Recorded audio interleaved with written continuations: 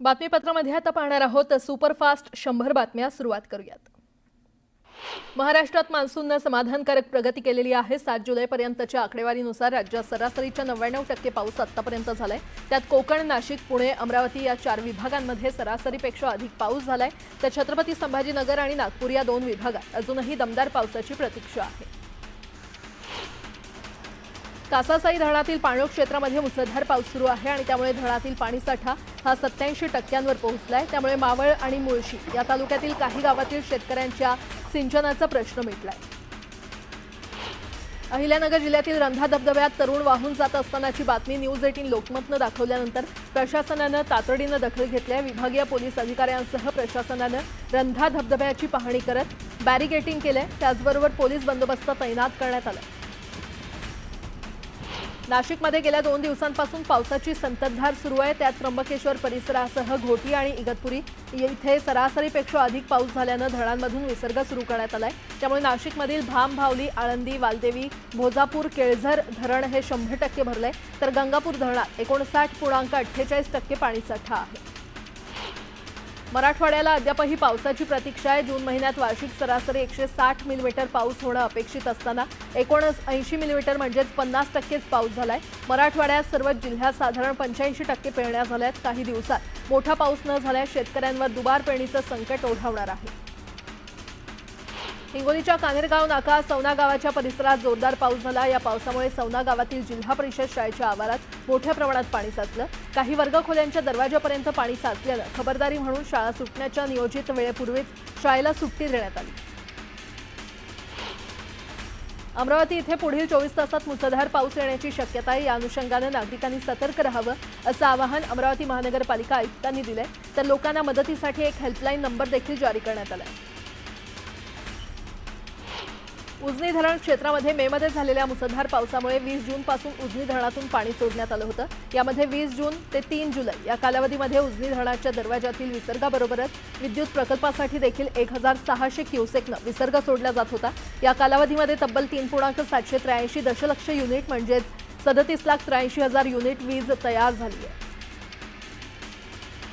पलावा येथील नवीन उड्डाणपुलाची नागरिकांनीच पोलखोल केली आहे। पावसामुळे संपूर्ण उड्डाणपुलावर चिखल झाल्याचा व्हिडिओ व्हायरल झाला होता।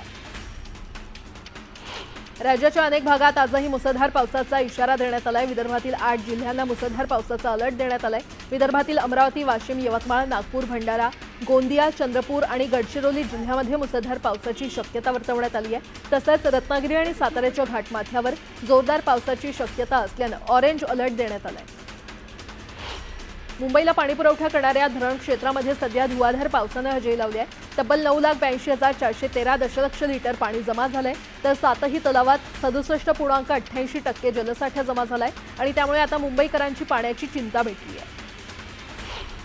अक्कलकोट पंचायत समिती इथे शिक्षण विभागाच्या स्वच्छतागृहामध्ये गटशिक्षण अधिकारी यांनी कपाट दप्तर ठेवलं असल्याचा प्रकार समोर आलाय।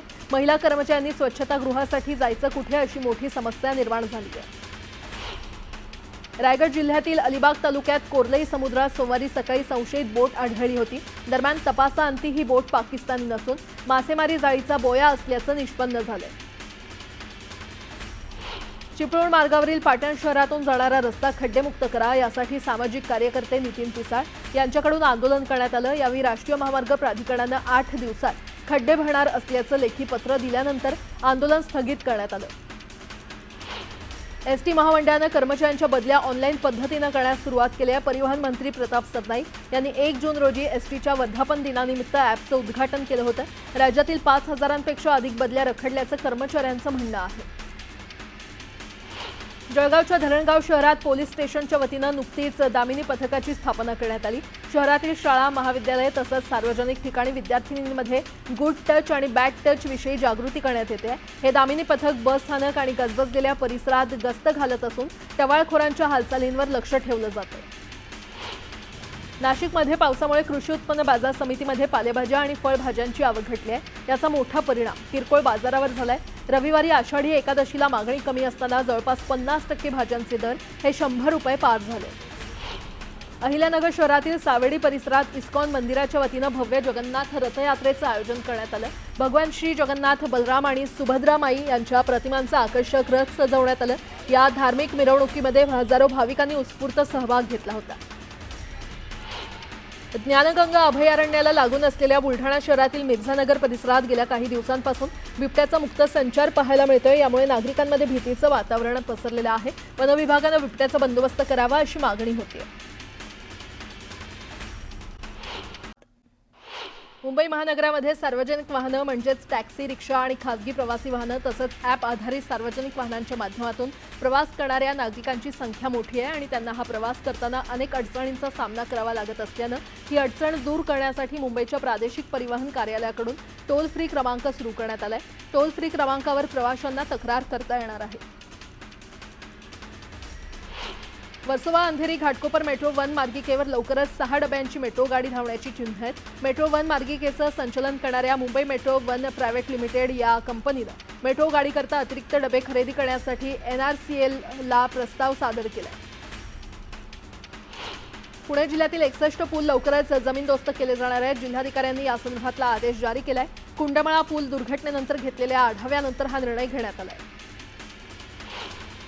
महानगरपालिकेच्या शाळेत शिक्षण घेणाऱ्या विद्यार्थ्यांना गणित आणि इंग्रजी यासारख्या विषयाची गोडी लागावी तसंच विषयाच्या संकल्पना सोप्या पद्धतीनं समजून घेणं शक्य व्हावं यासाठी पालिकेच्या शिक्षण विभागाच्या वतीनं स्मार्ट तंत्रज्ञानाचा वापर करणार आहे अशी माहिती पालिका प्रशासनानं दिली आहे। राष्ट्रसंत तुकडोजी महाराज नागपूर विद्यापीठात कुलगुरू निवडीसाठी तब्बल 1 वर्षानंतर जाहिरात काढण्यात आली आहे। दिवंगत कुलगुरू डॉक्टर सुभाष चौधरी यांच्या निधनानंतर हे पद रिक्त झालं होतं। तेव्हापासून विद्यापीठ प्रभारी कुलगुरूंकडे या पदाची जबाबदारी देण्यात आलेली आहे। जुन्या वाहनांना HSRP लावण्यासाठी राज्य सरकारनं नियुक्त केलेल्या कंपनीच्या अधिकृत संकेतस्थळाचाच उपयोग करावा आणि त्याच संकेतस्थळावर शुल्क भरण्याचं आवाहन RTO कडून करण्यात आलं आहे। मुंबईसह राज्यातील प्रवाशांना वाहतूक सेवेसाठी ई-बाईक टॅक्सीचा पर्याय खुला झालाय। राज्यात लवकरच ई-बाईक टॅक्सीला मंजुरी मिळणार असून अधिकृतरित्या रस्त्यावर ई-बाईक टॅक्सी धावणार आहे। महाराष्ट्रात किमान 50 ई-बाईक टॅक्सींचा ताफा असलेल्यांनाच परवाना दिला जाणार आहे।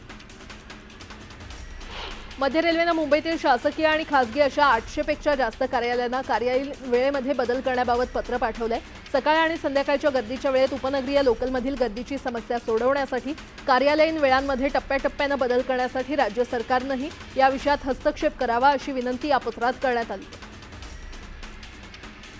गोरेगाव पश्चिमेकडील मोतीलाल नगर 1, 2 आणि 3 या म्हाडा वसाहतीच्या पुनर्विकास प्रकल्पाला गती मिळाली आहे। म्हाडा आणि अदानी समूह यांच्यामध्ये मोतीलाल नगर पुनर्विकास प्रकल्पाच्या अंमलबजावणीसाठी करार करण्यात आला। त्यानुसार येथील रहिवाशांना 1600 फुटांचं घर मिळणार आहे। नागरिकांनी मिळकत कर भरून पुणे महापालिकेच्या विकास कामांना हातभार लावावा यासाठी गेले 2 महिने निवासी मिळकत करावर 5 ते 10% सवलत देण्यात आली होती। अखेरच्या दिवशी सायंकाळी 7 पर्यंत 7,75,140 मिळकत धारकांनी 1,411 कोटी रुपये महापालिकेच्या तिजोरीमध्ये जमा केले आहेत। इयत्ता 11वीच्या प्रवेश प्रक्रियेतील दुसरी नियमित फेरी जाहीर झाली आहे। या अंतर्गत विद्यार्थ्यांना 10 ते 13 जुलै दरम्यान महाविद्यालयांचा पसंतीक्रम नोंदवून प्रवेश अर्ज लॉक करता येणार आहे। निरंजन डावखरे यांच्या पुढाकारातून ठाणे सिव्हिल रुग्णालयामध्ये बाळ डायलिसिस केंद्र आणि PICU स्थापन करण्यासंदर्भात आरोग्यमंत्र्यांसोबत उच्चस्तरीय बैठक पार पडली। ठाण्यामध्ये अशा सुविधा निर्माण करणं ही काळाची गरज असल्याचं उपस्थित सर्व अधिकाऱ्यांनी मान्य केलं। जून महिन्यात देशातील राज्यनिहाय GST संकलनात महाराष्ट्रानं 30,553 कोटी रुपयांचं उत्पन्न मिळवत आघाडी घेतलेली आहे। जून महिन्यामध्ये GST मध्ये सर्व भारतीय राज्यांमध्ये सर्वाधिक योगदान देणाऱ्या राज्याचा मान महाराष्ट्रानं मिळवलाय। ख्वाजा मोहम्मद बादशाह कादरी यांचा सालाबादप्रमाणे 48वा संदल कर्नाटकात पार पडतोय। या संदलमध्ये महाराष्ट्रातील बहुतांशी अनुयायी मोठ्या संख्येनं सहभागी होतात। यासाठी रेल्वे मंत्रालयातर्फे हैदराबादहून विशेष ट्रेनची व्यवस्था करण्यात आली आहे। महाराष्ट्र धर्म हाच झेंडा आणि अजेंडा अशी साथ घालत सोलापूरमध्ये शिवसेना आणि मनसेची एकत्र बैठक संपन्न झाली। त्यामुळे सोलापूरमध्ये दोन्ही पक्षांच्या कार्यकर्त्यांचं मनोमिलन होत असल्याचं दिसून येत आहे। श्रीरामपूरमध्ये शिवरायांच्या पुतळ्याच्या प्रश्नावरून भाजपचा अंतर्गत वाद चव्हाट्यावर आलाय। शहराच्या शिवाजी चौकात शिवरायांच्या पुतळ्याचं भूमिपूजन करण्यात आलं। मात्र आता पुतळ्याची जागा बदलण्यात आली आहे। शिवप्रेमी आणि श्रीरामपूरच्या नागरिकांनी याला विरोध केलेला आहे। दरम्यान अहिल्यानगरमध्ये भाजपचं सरकार नसून विखे पाटलांचं काँग्रेसचं दडपशाहीचं सरकार आहे अशी टीका भाजप ओबीसी मोर्चाचे प्रदेश उपाध्यक्ष प्रकाश चित्ते यांनी केली आहे। कृत्रिम फुलांमुळे फुल उत्पादक शेतकरी देशोधडीला लागला असून कृत्रिम फुलांवर बंदी घालण्याची मागणी आमदार कैलास पाटील यांनी केली आहे। या संदर्भात त्यांनी विधानसभेत लक्षवेधी मांडली। धाराशिव जिल्हाधिकारी कार्यालयासमोर वंचित बहुजन आघाडीकडून आंदोलन करण्यात आलं। शासकीय कामकाजामध्ये निमंत्रण पत्रिकांवर यापूर्वी राजमुद्रेचा वापर केला जात होता, मात्र तो थांबवण्यात आल्याचा दावा पुन्हा वापर सुरू करण्याची मागणी करण्यासाठी हे आंदोलन करण्यात आलं। पुण्याच्या रामवाडीमध्ये पेट्रोल चोरानं 6 दुचाकी जाळल्याचा प्रकार समोर आलेला आहे। पेट्रोल चोरी करत असताना या चोरट्यानं गाड्यांवर बसून सिगरेट पेटवली आणि काही काळातच गाड्यांनी पेट घेतला। चंदननगर पोलिसांनी या आरोपीला बेड्या ठोकल्या। हिंगोलीच्या सेनगाव शहरामध्ये मुख्य बाजारपेठेतील एका सोने चांदीच्या दुकानात चोरट्यांनी डल्ला मारला। दुकानातील सोन्या चांदीचे दागिने घेऊन चोरटे पसार झाले। ही संपूर्ण घटना सीसीटीव्हीमध्ये कैद झाली आहे।